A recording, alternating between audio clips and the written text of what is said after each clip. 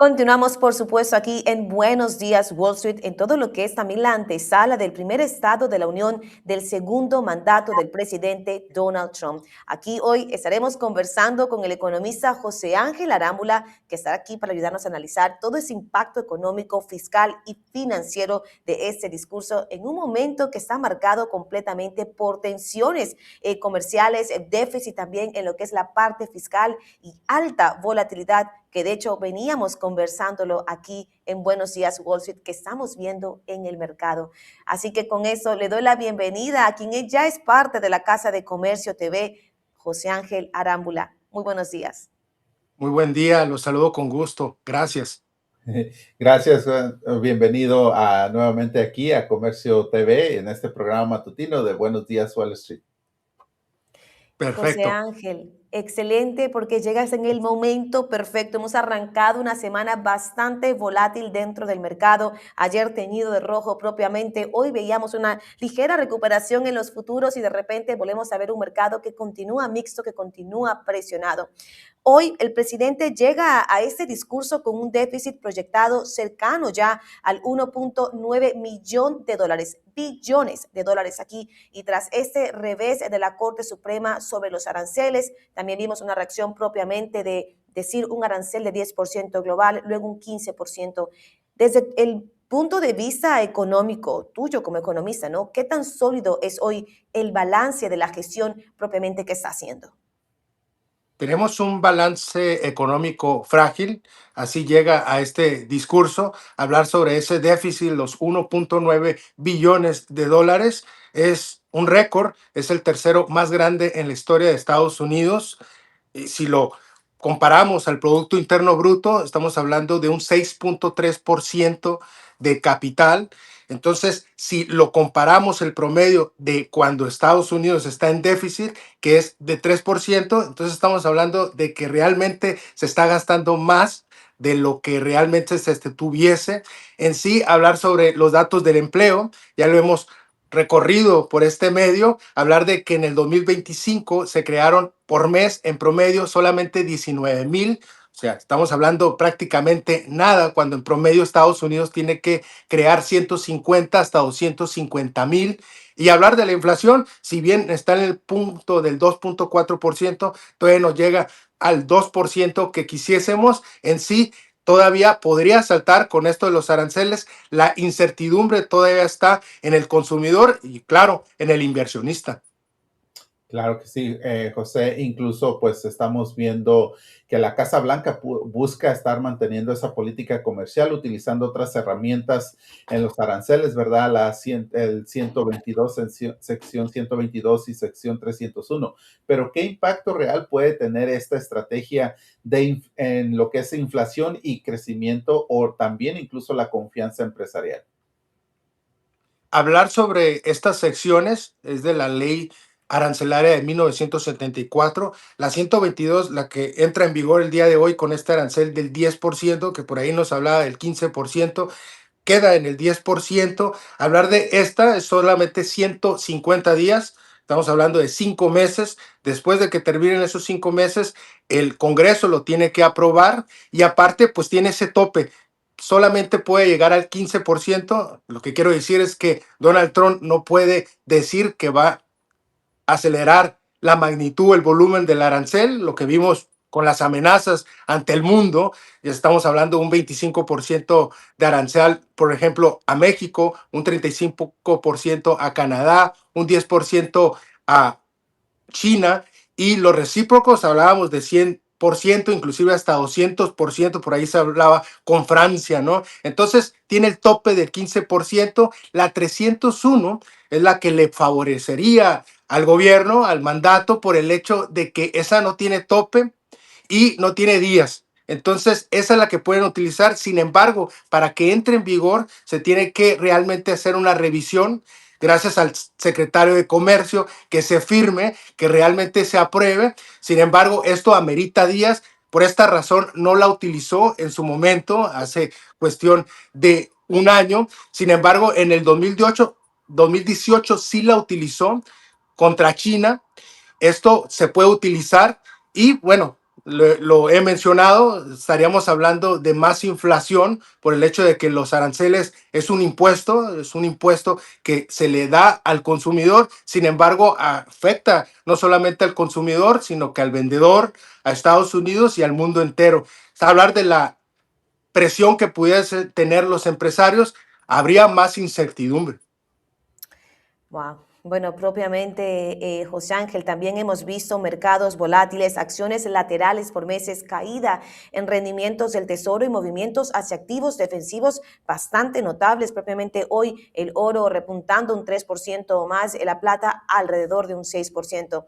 ¿El discurso de esta noche por parte del presidente podría cambiar el sentimiento del mercado o crees tú que ya realmente hay grietas dentro de lo que es esa confianza del inversionista con toda la incertidumbre que hemos visto, no solamente en política comercial, sino también en otros frentes? Puede mover a corto plazo, puede haber algunas reacciones, ciertos activos. Sin embargo, el mercado ya ha descontado toda la información que tenemos. Estoy hablando de datos, esos datos son reales y esos datos ya los tiene bien analizados el inversionista. En sí, yo veo ya descontado esto, al menos que Donald Trump ejerza un discurso que solamente distrae, que solamente puede hacer de que agrave la situación. Vamos a decir, si estamos hablando de aranceles, que lo hable de una manera grotesca, que realmente la guerra comercial, hablo de incertidumbre, que se agrave todavía más, ¿no? En este sentido, podríamos ver el discurso impactando, pero de una manera negativa más que positiva. José, aquí sabemos que el presidente insiste en ampliar esos aranceles en lo que es un año preelectoral. ¿Podría eso convertirse en un riesgo político y económico simultáneo? Sí, y podría decir que doble por el hecho de que, pues, lo que estoy hablando, estos aranceles lo que generan es que los precios se inflen, el consumidor, el ciudadano a pie lo siente, al final las personas votan por el bolsillo, esto es una realidad, esto le puede dar jaque a Donald Trump en las siguientes elecciones. Y otra es de que realmente esto de los aranceles crea más incertidumbre. Un empresario prefiere inclusive aranceles, pero al menos que estén bien pactados, que estén claros. En este sentido, estaríamos hablando de lo contrario y obviamente esto pudiera afectar a mucho negocio. Interesante. Ahora, José Ángel, una de las preguntas que más me gusta hacerte a ti, porque creo que eres bastante conocedor de ese tema, sobre todo por ser economista y porque lo has hablado muy abiertamente aquí en Comercio TV, es A ver. ese escenario donde vemos ese déficit fiscal que se mantiene elevado, lo decías de hecho al iniciar la conversación de hoy, esa deuda pública que sigue creciendo como porcentaje del PIB, el mercado de bonos que se ha vuelto cada vez más sensible a las señales también del gasto. Surge, por supuesto, una duda sobre ese margen de maniobra del gobierno. ¿Está realmente o existe realmente un espacio para impulsar nuevos estímulos o recortes tributarios sin tensionar aún más, en este caso, los rendimientos del tesoro y encarecer ese costo de financiamiento para la economía?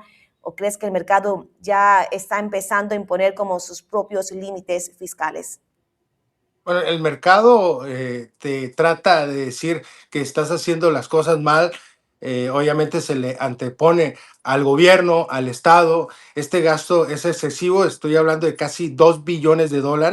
Esto, hablarlo a corto plazo. Sin embargo, el déficit de Estados Unidos, la deuda nacional, llega a los $39 billones, que si nosotros lo dividiéramos entre contribuyentes, estaríamos hablando de $235,000 que tendríamos que pagar uno a uno.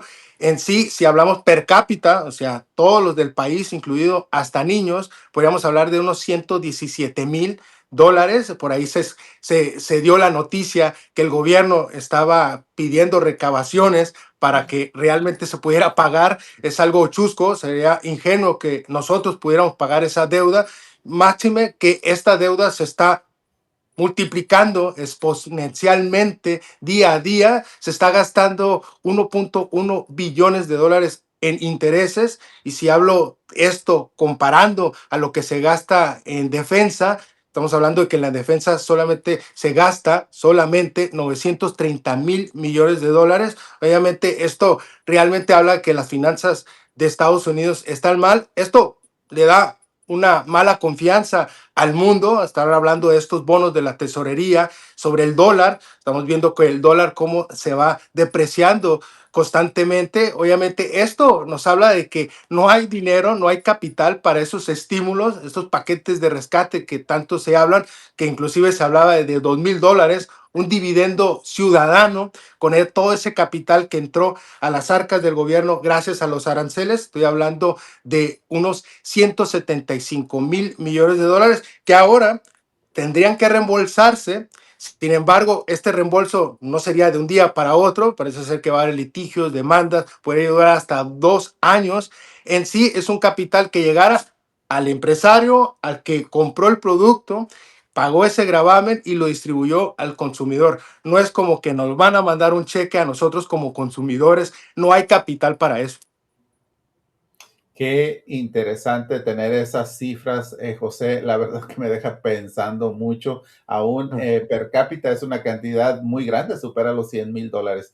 Pero también quiero hacerte otra pregunta, pensando como inversionista o como empresario y todas las personas, los ciudadanos, ¿qué estarían esperando o viendo de este mensaje que será hoy por la tarde, hoy por la noche? ¿Qué señales concretas se deben de buscar en ese discurso propiamente para anticiparnos o saber cómo a dónde nos vamos a dirigir en el rumbo económico en este 2026?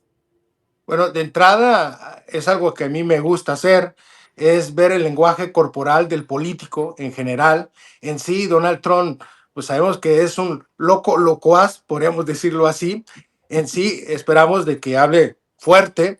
Si no lo hace, por ejemplo, en el discurso que dio sobre los aranceles, se le miraba leyendo un script. Él no utiliza script, en sí estaba leyendo. Entonces nos manda un mensaje de que realmente le interesa dejar palabras, conceptos, ideas bien formuladas en la mente del ciudadano. En sí, mirar eso de entrada.